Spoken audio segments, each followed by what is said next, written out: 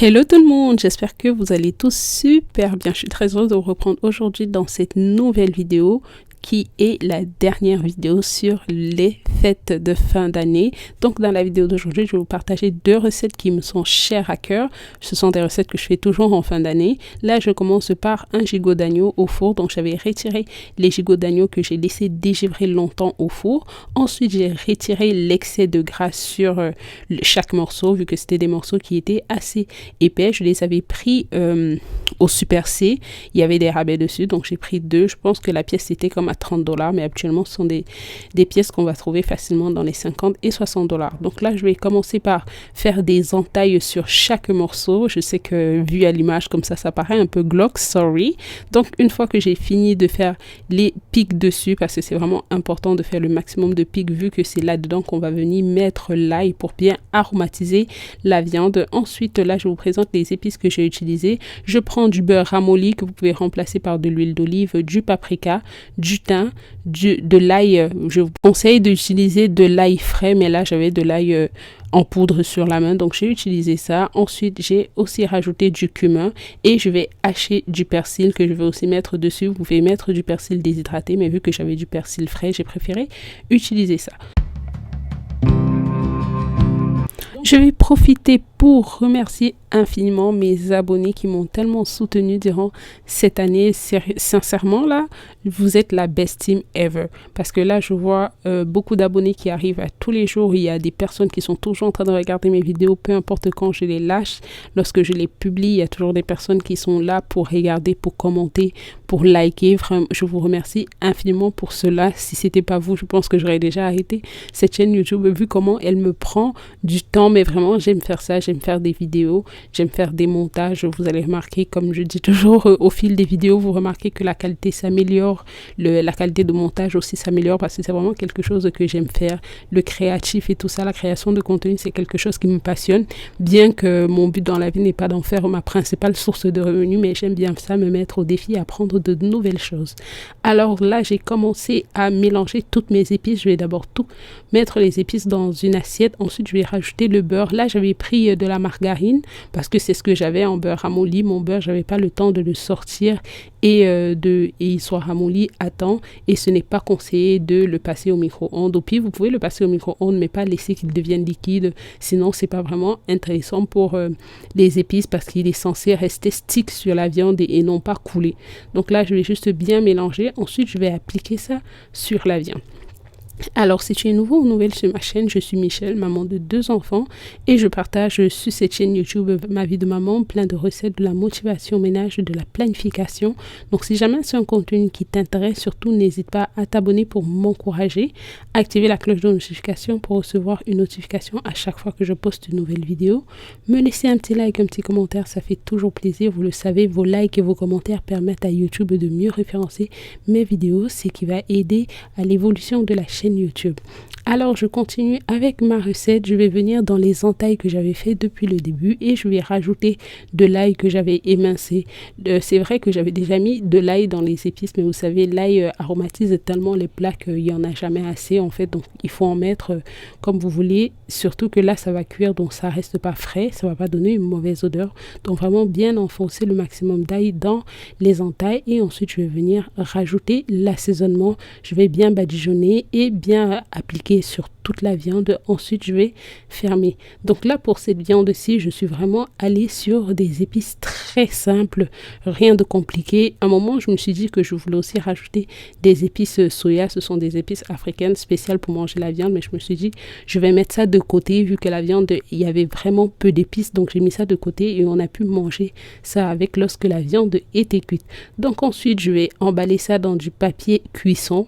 Ensuite, je vais mettre dans du papier alu parce qu'il n'est pas conseillé de faire de la cuisson dans du papier alu et la nourriture est directement en contact avec le papier alu. Donc là, j'ai d'abord mis du papier cuisson. Je me suis rassurée de bien attacher le papier cuisson parce que pendant la cuisson, il ne faut pas que les sucs de cuisson, c'est-à-dire le jus de la viande, puissent sortir. Il faut vraiment que ça reste, que la viande baigne dans son jus.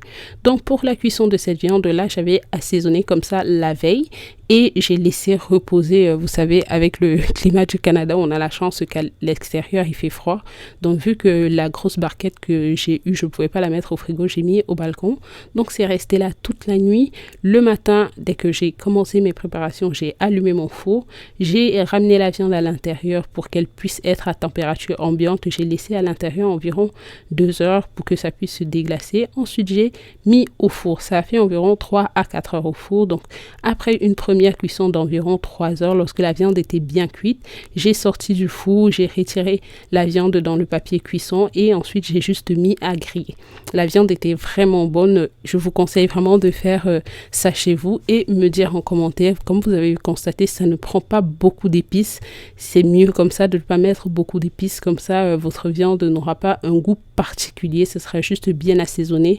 Le maximum de sel, le maximum d'épices. Mais comme vous avez vu, ce sont des épices qui sont neutres. Donc ça ne change pas le goût de la viande ou ça ne donne pas un goût particulier à la viande. Ce qui fait que vous pouvez l'accompagner avec tout.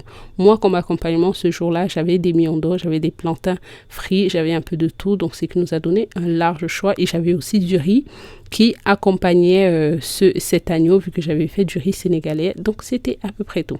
Ensuite, on passe à notre deuxième recette. Je sais que cette recette, personnellement, je pense que beaucoup de personnes savent le faire, mais je le partage aussi à ma manière parce que beaucoup de personnes me demandent souvent comment je le fais. Donc là, je vous partage ma recette. Donc pour commencer, je mets de l'eau tiède pour environ 2 litres d'eau tiède. On va mettre 500 g de lait en poudre. C'est du lait entier. Là, j'avais pris le lait Nido. Je pense que vous connaissez tous le lait Nido. Si vous ne le connaissez pas, je vous conseille d'aller regarder sur Internet. C'est du lait en poudre Nido. Ou il y a une deuxième marque qui est la marque Peak. Donc là, j'avais un reste de Nido et j'ai acheté une nouvelle boîte qui était la marque Peak et je les ai mélangés ensemble. Ensuite, je vais mettre du yaourt. C'est du yaourt entier avec le maximum de matière grasse pour pouvoir avoir un yaourt vraiment onctueux. Et ensuite aussi, pourquoi on met le yaourt? Pour les probiotiques, vu que les probiotiques apportent les bactéries qui vont permettre au lait de fermenter pendant la nuit. Je vous conseille vraiment de faire cette recette dans une glacière parce que vous savez, la glacière garde la température que de l'ingrédient ou bien de ce que vous avez mis à l'intérieur. Donc, vu que lorsque vous faites votre lait, vous utilisez de l'eau tiède. Donc, lorsque vous allez mettre votre préparation dans la glacière, ça sera tiède et ça va garder cette chaleur-là et pouvoir fermenter. Moi, je fais ça dans une assiette en plastique comme ça, vu que le plastique garde la chaleur. Donc, il n'est pas conseillé de le faire dans des assiettes en inox, mais après, vous pouvez aussi essayer. Mais moi, je le fais toujours dans cette gamelle-ci comme ça qui est en plastique. Ensuite, je vais fermer, je vais recouvrir d'une couverture et je vais aller mettre à côté de mon chauffage. Perso, j'ai déjà essayé en mettant ma préparation dans le four. C'était pas vraiment top au niveau fermentation, donc je préfère faire ça comme ça. Donc, vous avez vu que moi, j'utilise une passoire et un batteur à main, un fouet à main pour éviter les grumeaux. Lorsque je fais ça comme ça m'évite de devoir tamiser ma préparation après le mélange. The next day. On se retrouve le lendemain et je vais vous présenter le résultat de mon lait caillé ou yaourt, appelez ça comme vous voulez. Donc regardez comment c'était onctueux, la fermentation était juste parfaite. Donc comme je vous ai dit, moi je l'avais déposé à côté de mon chauffage, ce qui a permis que la chaleur environnante a vraiment permis au lait de bien se fermenter. Et ensuite je vais venir rajouter le sucre. Donc là j'ai rajouté un peu de sucre. Personnellement, je mets pas beaucoup de sucre sur le yaourt. Je mets d'abord la quantité qui me convient. Ensuite, lorsque chacun se sert, s'il juge bon de rajouter du sucre, c'est à lui de voir, mais je mets juste la quantité que je trouve suffisante. Donc, je vais juste bien mélanger encore une fois à l'aide de mon fouet à main pour éviter le grumeau. Personnellement, le fouet à main, c'est le best ingrédient pour faire du yaourt parce que ça vous évite aussi de verser partout, de mettre vos mains. Personnellement, déjà que c'est un truc qui demande beaucoup d'hygiène. Donc, le moins on est en contact ou le moins on manipule la préparation, plus c'est bien. Donc, après avoir fait ça, je vais fermer et je vais mettre congélateur. Donc pour mon repas de Noël, c'était à peu près les 2 recettes que je voulais vous partager parce que lors des grandes préparations, c'est-à-dire le jour du réveillon, je ne me voyais pas amener ma caméra à la cuisine pour préparer, sachant que je pouvais faire tomber ou plusieurs choses. Donc là, je vous ai juste partagé les 2 recettes que je jugeais intéressantes de partager avec vous. Donc là, je vais vous présenter un peu mes différents plats du réveillon. Donc j'avais aussi fait du poisson braisé au four, mais il y a 2 semaines je pense, je vous ai posté la vidéo où je faisais les épices pour le poisson, pour toutes les grillades, que j'ai un bon stock pour environ 3 à 6 mois. Là j'avais pris une bûche de Noël, j'avais pris des crèmes brûlées du Costco et du tiramisu du Costco.